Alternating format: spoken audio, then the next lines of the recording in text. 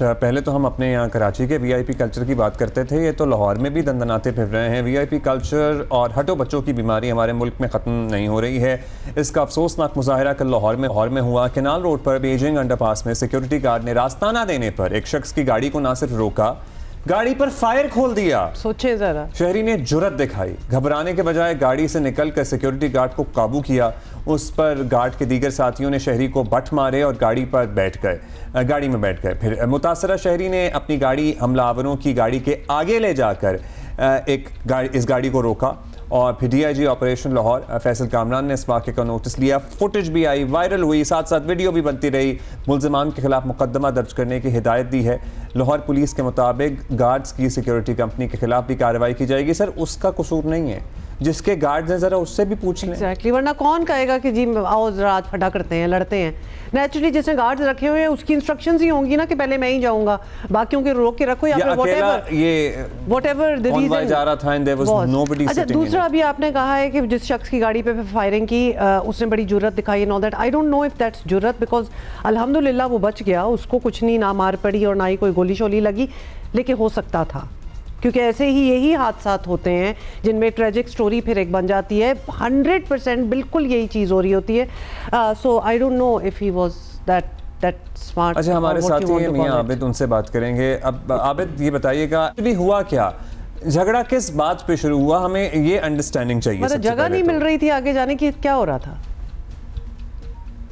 जी, ये कल यानी 13 मार्च को अफ्तारी से कुछ देर कबल केनाल रोड है, बड़ी मसरूफ़ शाहराह है, यहाँ धर्मपुरे का इलाका था जहाँ पे बीजिंग अंडरपास के करीब एक स्कॉट जा रहा था जिसमें कह सकते हैं कि गैर मुल्की शख्सियत थी जिसका प्रोटोकॉल लगा हुआ था।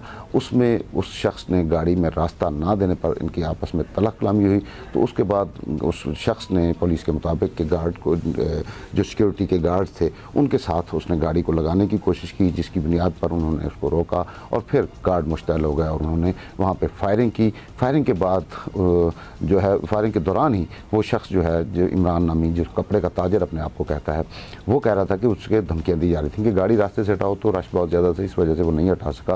तो वो गाड़ी से बाहर निकल आया और उसने गार्ड पर झपट्टा मारा और उस गार्ड को पकड़ने की कोशिश की। तो उसके बाद दूसरे गार्ड जो थे उन्होंने उसको मारा पीटा, बंदूकों के बट मारे और उसके बाद भी वो शख्स हिम्मत नहीं हारा। ये 4 गाड़ियाँ थी टोटल, जिनमें 3 जो है वो निकल गई, जबकि एक गाड़ी को उसी शख्स ने जाके आगे राउंड अप किया और उसको रोक लिया। जिसके बाद डॉल्फिन पुलिस जो है वो मौके पर पहुंची तो वो गार्ड जो थे उस गाड़ी से निकलकर फरार हो गए और बाकी गाड़ियां तो पहले जा चुकी थी। इसकी बुनियाद पर गाड़ी और असला जो है वो तहमील में ले लिया गया। इसके बाद पुलिस जो है वो फौरी एक्शन में आई और उसने फौरी तौर पर जो है पहले तो गाड़ी और असले को तहवील में लिया और उसके बाद रात को 8 के करीब जो गार्ड थे, सिक्योरिटी गार्ड जो एक प्राइवेट कंपनी के थे, उनको हिरासत में ले लिया और FIR जो है वो दर्ज कर दी।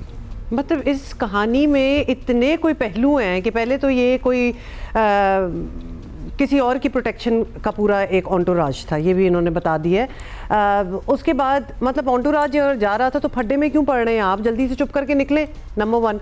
नंबर 2, उसके बाद फड्डे के बाद अपनी गाड़ी और असला भी छोड़ गए। मतलब आप प्रोफेशनलिज्म देखें कि वो असला तो चलो पुलिस ने बरामद ले लिया अपनी तहवील में, लेकिन it could have been used by anybody. आप अथॉरिटी देखें कि गार्डों को दी हुई है कि कोई रास्ता ना दे तो फायर खोल दो, मार दो, क्यों भाई, क्या हो रहा है? इसलिए आई एम सॉरी, बिल्कुल इस बात की समझ नहीं आ रही, बेशक कोई प्रोटोकॉल लगाओ या ना लगाओ, लेकिन बहुत ही बैडली ये अरेंज था। हाँ, फाइनली ये भी बता दें मियां आबिद, आप हमारे साथ ही हैं, कि पुलिस के मुताबिक उन्होंने सबको पकड़ लिया और अच्छा बड़ा मुकदमा भी बना रहे हैं, तो किसी को नहीं बख्शा जाएगा, उनका ये कहना है। क्या वाकई ऐसा है और मसला अंजाम तक पहुंचता नजर आ रहा है आपको? बिकॉज ऑब्वियसली कुछ केसेस ऐसे पहले भी हुए हैं, आपको तो पता ही होगा। नहीं जी, मैं माजरत के साथ मैं इसे इत्तफाक नहीं करता, क्योंकि पुलिस हमेशा दावे तो करती है लेकिन बाज़ बात वो अपने दावों से पीछे चली जाती है, पीछे हट जाती है। कल ये कहा गया था कि पुलिस की मुद्दत में जो है वो दहशतगर्दी की दफ़ात के तहत मुकदमा दर्ज होगा, लेकिन रात का जब मुकदमा दर्ज हुआ तो वो शख्स, मुतासरा शख्स इमरान, जो कपड़े का ताजर था, जिसके साथ ये ज़्यादती हुई सरेआम एक सड़क के ऊपर, मसरूफ़ शाहराह के ऊपर, तो उसकी मुद्दत में इक़दाम कत्ल और नुकसानात का और तशद्दुद का और मारपीट का मुकदमा जो है वो दर्ज कर लिया गया। इसमें ना तो इंसदाद दहशतगर्दी की दफात शामिल की गई और ना ही पुलिस ने अपनी मुद्दत में मुकदमा दर्ज किया। तो इसमें यह होगा कि जो आम हालात में हम देखते आ रहे हैं कि जब भी कोई ऐसा वाक़या होता है लड़ाई झगड़े का, तो उसमें इवन कत्ल के मामलात भी हो जाते हैं, तो उसमें भी लोग जो है वो पैसे और प्रेशर और सिफारिश जो हमारा एक कल्चर है, तो उसके मुताबिक उम्मीद है कि ये मुकदमा भी अपनी अंजाम को नहीं पहुंच सकेगा और जल्दी ये ख़त्म हो जाएगा। बहुत शुक्रिया मियां Abid for giving us the detail. अब आपको मतलब ये तो लाहौर का एक किस्सा है, कराची में तो आई एम सॉरी टू से लेकिन होते रहते हैं। अभी जो हुआ था शाहजहान मरी वाला मामला, वहाँ सुलह हो गई थी, अब पता नहीं क्या हो गया था कि वो भी nothing really comes to it. जिसने करना होता है वो करके आराम से निकल भी जाते हैं, बाद में सुलह हो जाती है या फिर कुछ उनको पनिशमेंट होगी कोई थोड़ी बहुत उनके गार्ड्स को, तो वो भी ले लेंगे, बट काम अपना जारी रखेंगे। बिल्कुल इसी तरह ही लोग, ये VIP कल्चर जो है, this is 100% examples of VIP culture, जो कि कहा तो बहुत जाता है कि जी इसको ख़त्म कर रहे हैं और इसको डिस्करेज कर रहे हैं all that, but every single day कोई भी शहर हो हमें ऑन वीडियो नज़र आ रहा होता है कि एक्चुअली क्या हो रहा है। जो फ़ायदा उठा सकते हैं वो उठा रहे हैं। So yeah,